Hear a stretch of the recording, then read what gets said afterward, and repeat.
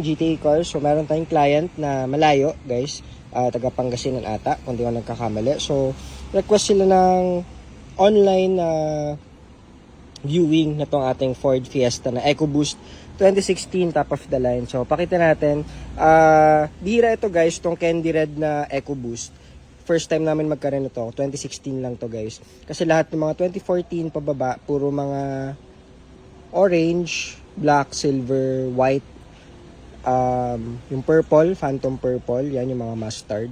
So ito kasi yung yung candy red is 2016 siya pataas lumabas.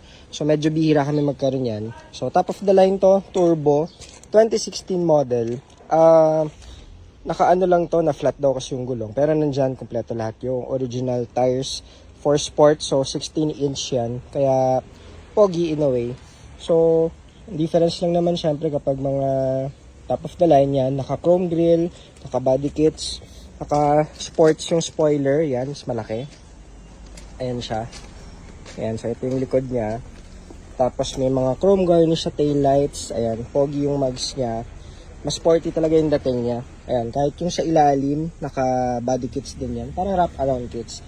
May mga reverse lights na rin. So, sa loob, keyless entry pala to. Pwede nyo buksan through dito.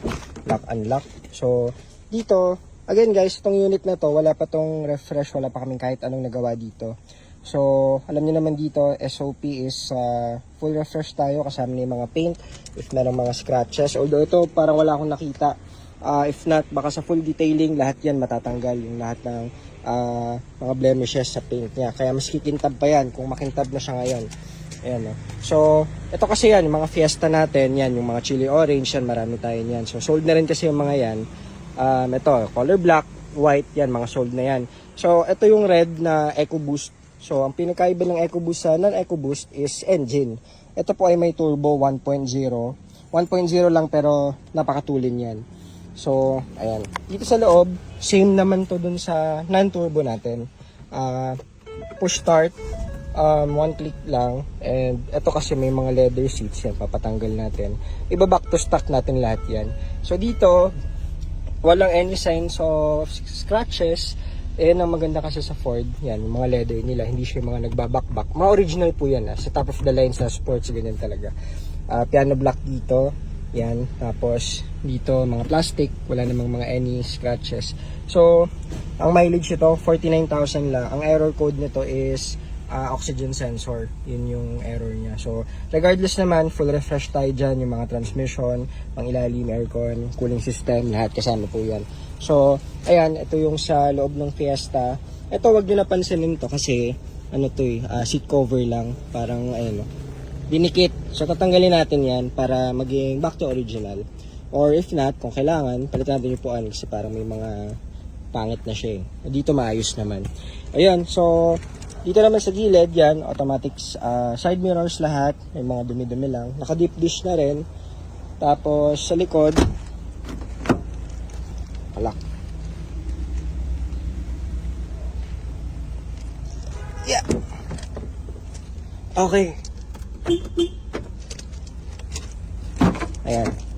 So, sa likod, same lang, malinis. Kahit di pa natin siya nadi-detail. Yung headliner niya, malinis din. So, papadetail pa natin yan, 3-step detail. So, kapag mga hatchback, yan ang pinaka best feature niya. Kaya marami din may gusto ng hatchback. Bukod sa pogi, is may naututupian. So, malaki yung cargo space niya. Ayan, 60-40, pwedeng isa, pwedeng dalawa, pwedeng parehas. Ito yung sa gilid niya. So, ayun, lahat naman ng Ford natin is may fog lights na, except sa ambiente. So, ito ang Ford EcoBoost na 2016, top of the line, turbo. So, ayan siya. Makinis na yan kahit wala pang detail, guys. So, kapag dinetail yan, lalo na. So, ayan, pinakita lang natin at feature natin para may idea kayo kung ano yung EcoBoost sa kasi non-EcoBoost. At ito nga, candy red, very rare color para sa turbo na variant. So, yun. Good morning, GTA Car. Sana makatulong sa inyong pagpili, sir, ng unit. At, may mga ibang units pa tayo, pero ito kasi mga sold na. Ayan. So, thank you po. Good morning. Salamat.